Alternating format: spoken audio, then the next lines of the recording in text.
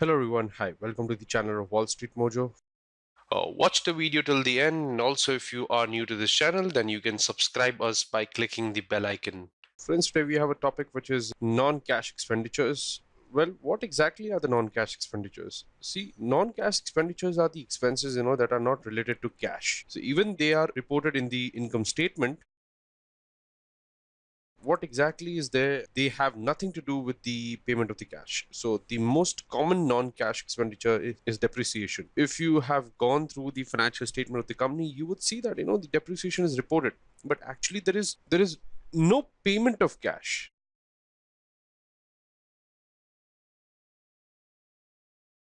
So, for example, we can say that, there's a tiny house builders and, they buy equipment and they see that, they do not, they need to charge 10,000 for depreciation. If they need to report the depreciation for the next 10 years, they will report the depreciation for the equipment for the next 10 years. But actually, there would be no cash payment during those 10 years. So let's get started. Why do non-cash expenditure need not to be recorded? See, as per the accrual accounting, the item needs to be recorded whenever the transaction happens. So, for example, when the sales are being initiated, the sales should be recorded in the income statement, irrespective of the money that is received or not. On the other hand, if you see for the cash accounting, it is recorded only when the cash is being received. So, the sales would be recorded. And for the same reason, we need to record the non-cash expense even when the company does not pay out anything in cash. Let's understand the list. What is a list of non-cash expense? Let's look at the most used non-cash expense example. The first one is the depreciation. As mentioned earlier,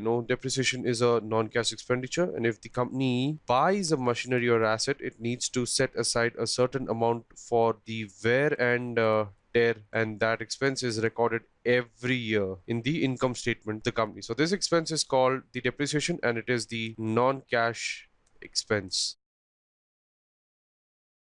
Now, the second one, that is the amortization part. Amortization expense is just like depreciation, but for the intangible assets, let's say that the company has built a patent for expending around, let's say, for 1 lakh. Now, if lasts for 10 years, let's say it lasts for 10 years, then the company has to record the amortization expense of 10,000 each year as an amortization expense. And how 10,000 comes from? 1 lakh divided by 10. The third one, that is unrealized gains and unrealized losses. So there are two sides of the same coin. When an investor invests in investment and feels that the investment would earn them more profit in the future, we will call it as unrealized gains.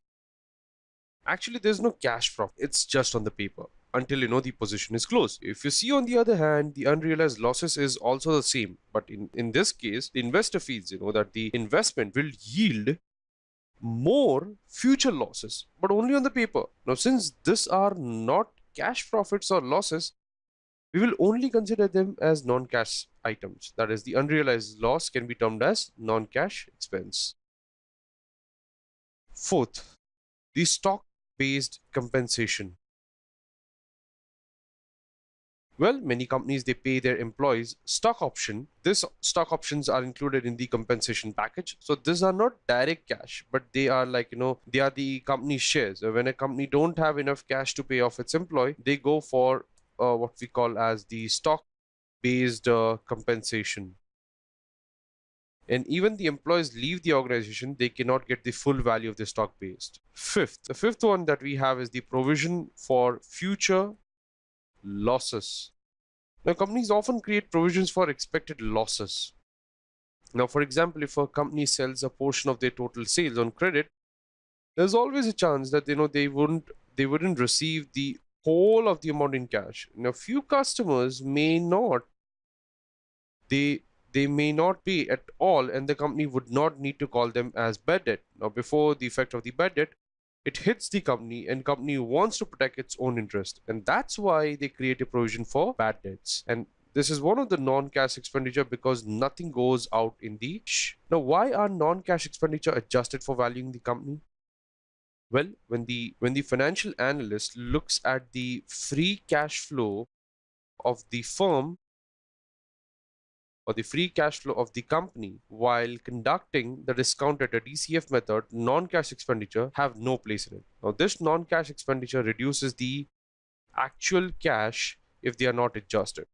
And that's why this expense are added back while calculating the free cash flow of the firm. Now, since free cash flow of the firm states that the financial viability of the business, we cannot include non-cash expenditure over. So, out of all the discussions that we have done, the non-cash expense,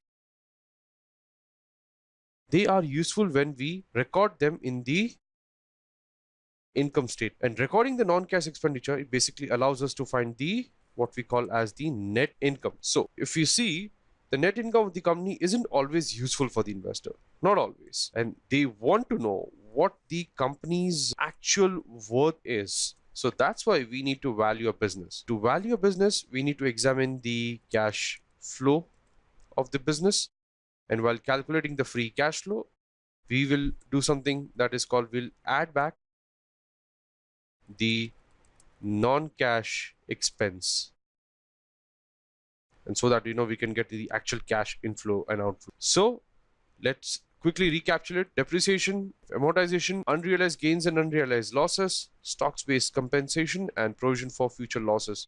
So this were the examples that we took, and final conclusion that we have made. Thank you everyone for joining the session. So that's it for this particular topic. If you have learned and enjoyed watching this video, please like and comment on this video and subscribe to our channel for the latest updates. Thank you everyone. Cheers.